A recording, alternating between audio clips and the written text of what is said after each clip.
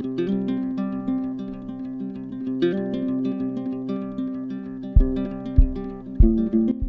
I recently made my 2019 Blu-ray collection video, and besides being a little disgusted at how many movies I had, over 300, I started to realize that among a lot of my favorite movies, which are fairly typical to most people's, with like The Shawshank Redemption, The Dark Knight, among others, I realized that a good portion of my favorite movies were movies that dealt with coming of age. More precisely, movies that creatively used nostalgia as a selling point. I started to really notice this concept when I posted my very poorly made Super 8 vs. Stranger Things video essay last year. Regardless of how I feel about the quality of that video, I am still very confident and stand strong in my statements that I made that both those movies were among my favorites. But I realized that along with Super 8 and Stranger Things, I also found gripping coming-of-age stories in classics like Stand By Me, Mud, The Goonies, The Breakfast Club, and more recently the 2017 version of Stephen King's It, and Jonah Hill's mid-90s. And I think that we can agree that all the movies that I listed are extremely good movies. Movies that have characters that are full of heart and interesting insights that you can latch onto, directors that knew which direction to take their films, and generally competent filmmaking. They're good movies and they're well made. That's the main reason people like them, right? Well, yes, but I think that with all of those movies dealing with varying stages of childhood, are thus inadvertently, or I think in many cases, purposely selling nostalgia. Good old nostalgia. I think that the movies that connected with me personally the most out of the ones that I mentioned, between Stranger Things, Super 8, Stand By Me, Mud, The Goonies, and The Breakfast Club, the ones that resonated with me the most were Stand By Me, Super 8, and The Breakfast Club. I connected with Stand By Me the most, I think, just because although the movie came out in the 80s and was set in the 50s, the friendship between protagonist Gordy LaChance and Chris Chambers were nearly identical to some of the friendships I had growing up.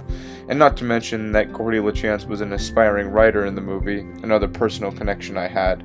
But Stand By Me also portrays an all-American, rural, carefree summer long before technology would take creativity and a sense of adventure of going outside out of future generations. And being born just before the digital revolution of the 2000s, I could relate to the basic concept of Stand By Me. Friends just goofing around in summer with absolutely nothing better to do. Super 8 also resonated with me, again, even considering that the movie was set decades before I was even born. I think that the reason why I love Super 8 as much as I do, why I still to this day have the theatrical movie poster hanging up in my room, is that just the creativity of creating movies with your friends. This is something that I did in my life in adolescence, and I'm sure if you dig deep enough in my uploads, you could find some of those god-awful projects. But watching Super 8 is almost like watching a flashback.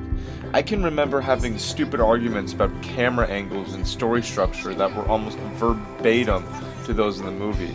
Super 8 and director J.J. Abrams perfectly encapsulated what I think is divine creation. I'm a firm believer that the aspiration and creative ability you have as a kid is unlike any other you have in your life.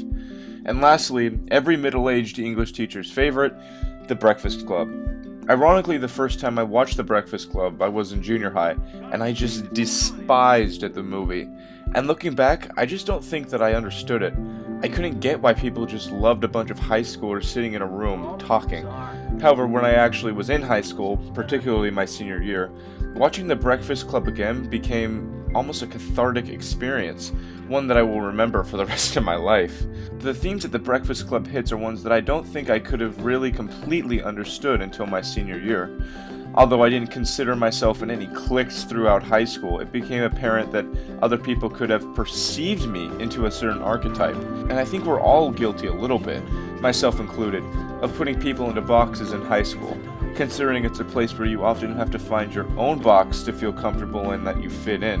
And I remember seeing The Breakfast Club and literally being jaw-dropped. Like the main characters in the movie became fast friends and reveal that there's more to them than meets the eye.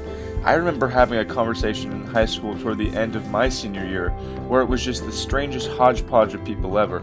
We had somehow become close, and we skipped class and sat in an empty classroom and just talked about our lives, our futures, and how we even became friends, considering we were everyone from musicians to actors to ASB golden children to regionally recognized athletes.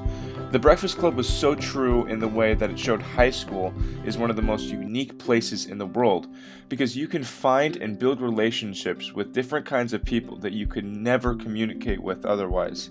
As I watch these movies again and again, and I see more of these nostalgia movies being released, I begin to wonder, is Hollywood trying to sell me this nostalgia?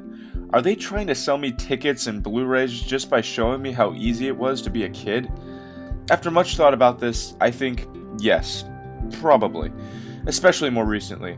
I think that Stranger Things may be mostly to blame for this, since the show is literally created on the grounds of mirroring and in some ways straight up copying things that came before it. Not to mention the many copycats that are trying to ride off Stranger Things' coattails. So do I think Hollywood is definitely riding the nostalgia wave and giving many of us what we want to see? Yes, but I think the more important question is, do I care? And the answer to that is a big, prominent no. There are definitely bad coming-of-age stories that get released that simply sell nostalgia, but at the same time, I feel if a couple bad ones are the price we have to pay nowadays for a Stand By Me, then that's a price that I'm willing to pay. The effect and impact of those good coming-of-age movies cannot be understated. You could even easily make the argument that coming-of-age movies are the most impactful because for 2 hours, you can forget about the stress of daily life, of commutes, of student loans, of ladder climbing, and the underwhelming parts of being an adult, and relive the simple bliss of childhood in the closest way possible. A Super 8 or Stand By Me or Breakfast Club can easily become more than a movie. They can become an experience on par with a flashback or dream that can take you back to a worryless time.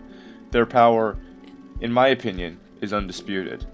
And yes, we can sit here and complain about how these emotions we feel and long for are finally being realized and commercialized by Hollywood executives. But to be totally honest, if nostalgia-driven movies provide you with an escape and experience that takes you back to an easier time, even if it's just for a few hours, then who really cares? Thanks for watching.